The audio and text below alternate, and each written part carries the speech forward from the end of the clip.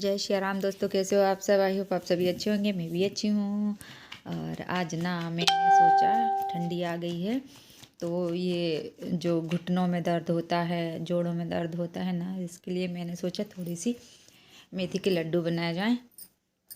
तो मैं इसी के लिए गुड़ काट रही हूँ, पतला पतला बिल्कुल बगैर मतलब गुठलियों वाला, उसमें ढिल्लियाँ ना हो, गुठलियों से मतलब ढिल्लियाँ ना हो। तो ये मैंने इसको बारीक बारीक पहले काट लिया है।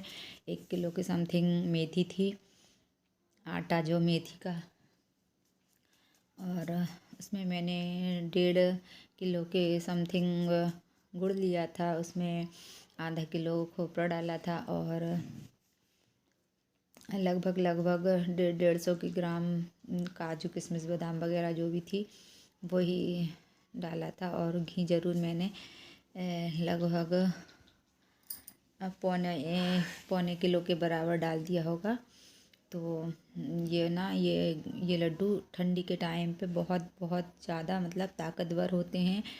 इनसे एक तो जिन लोगों को जैसे अस्थमा वाली प्रॉब्लम होती है तो ये गर्मी करते हैं, मतलब गर्म होते हैं, इसलिए इनको अस्थमा प्रॉब्लम वाले लोगों को भी ज़रूर खाना चाहिए। और जिनके हाथ पैरों में दर्द होता है, जिनको गठिया जैसी प्रॉब्लम होती है, उन लोगों को भी ये लड्डू बहुत फ़ायदा करेंगे। तो मैंने पहले ना सारे घी को गरम करके और सारे ये काजू किशमिश वगैरह पहले मैंने किशमिश फ्राई कर लिए थे, तल लिए थे थोड़े से घी में। ये बहुत अच्छे से फूल जाते हैं डालते से ही। ये देखिए कितने बढ़िया फूल गए थे, तो मैंने फटाफट से इनको निकाला। और इसी तरह से सारे खोपरा जो भी थे मेरे पास में, खोपरा और काजू किशमिश, वो सारी चीज़ें, बादाम वगैरह, मैंने ये सब कुछ एक ही उसमें काट लिए थे थाली में इकट्ठे। और सारी चीज़ों को एक साथ मैंने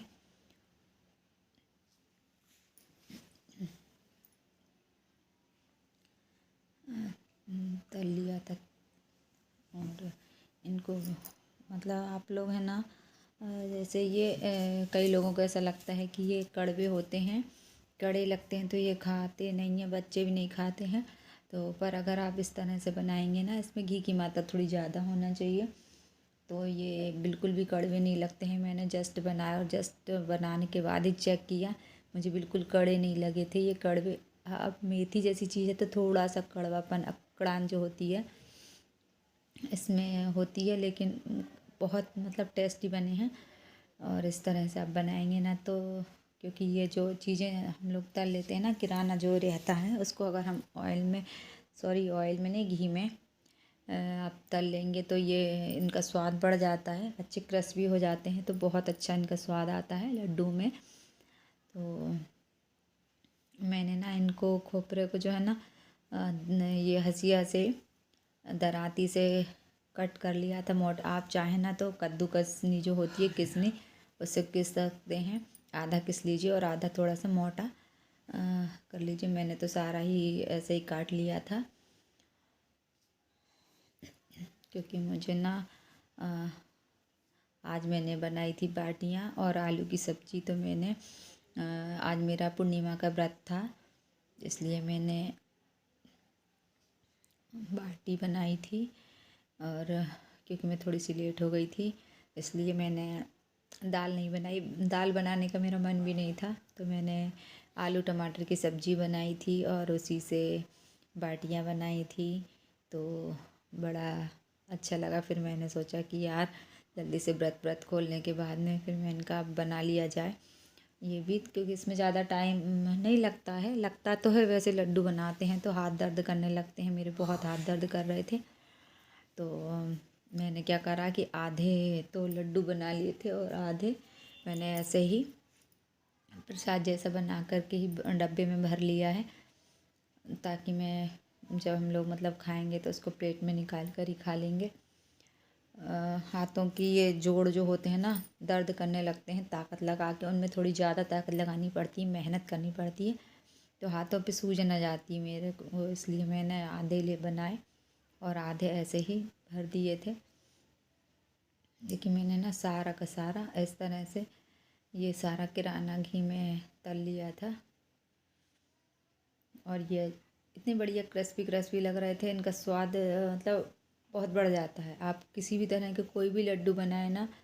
और ये देखिए मेथी का आटा जो ले लिया है मैंने छना करके, तो इसमें से जो मोटे मोटे थोड़ा जो मोटा दरदरा आटा होता है वो बाहर निकल जाता है। तो मैदे की छन्नी से नहीं, जो हमारे आटे वाली छन्नियाँ होती है उसी से छनाया था मैंने। फिर 2 भागों में करके, क्योंकि एक बर्तन में आ नहीं रहा था, इसलिए मैंने बराबर बराबर मात्रा में दोनों ही आटे भी बराबर कर लिए थे। मतलब जो मेथी का आटा था और उसमें गुड़ भी बराबर बराबर करके डाल लिया था।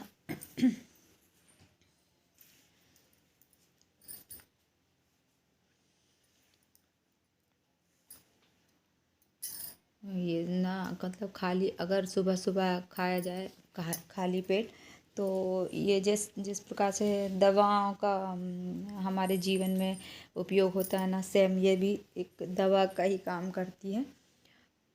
तो कोई भी चीज़ अगर समय पे खाई जाए, सही तरीके से खाई जाए, तो वो बहुत अच्छी रहती, लाभदायक रहती। और अगर उसी चीज़ को हम कभी भी उल्टे सीधे समय में दोपहर के टाइम पे या शाम के टाइम पे खाएं, तो वो ठीक नहीं होती है। इसलिए ये देखिए मैंने ना सारी चीज़ को मिक्स कर लिया था। और मैंने ना इसमें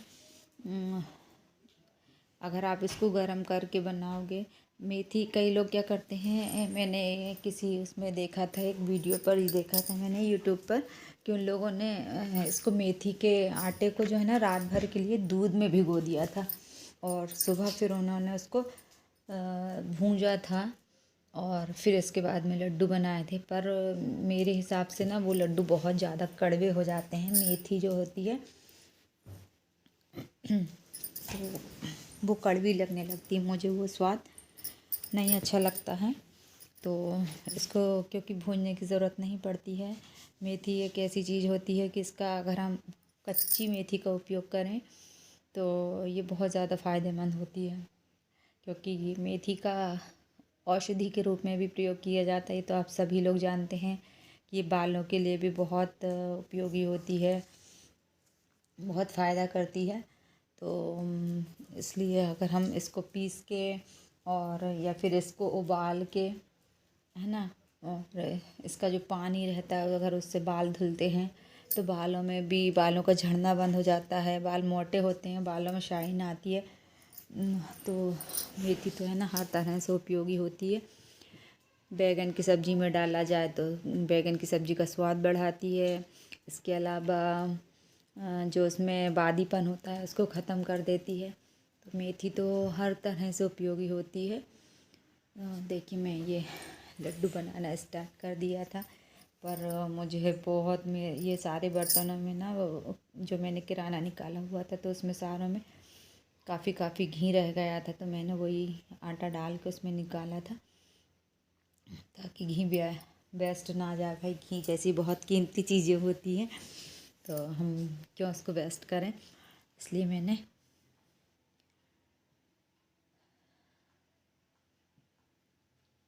से ना धीरे धीरे, ये देखिए मेरे लड्डू तैयार हैं। मैंने आधे ही बनाए थे और आधा का तो मैंने इसी तरह से अच्छे बड़े बड़े लड्डू बनाए थे। डेली आप रूटीन में एक लड्डू उपयोग करें और फिर रिज़ल्ट देखें। Thank you very much. मेरे चैनल को सब्सक्राइब करें।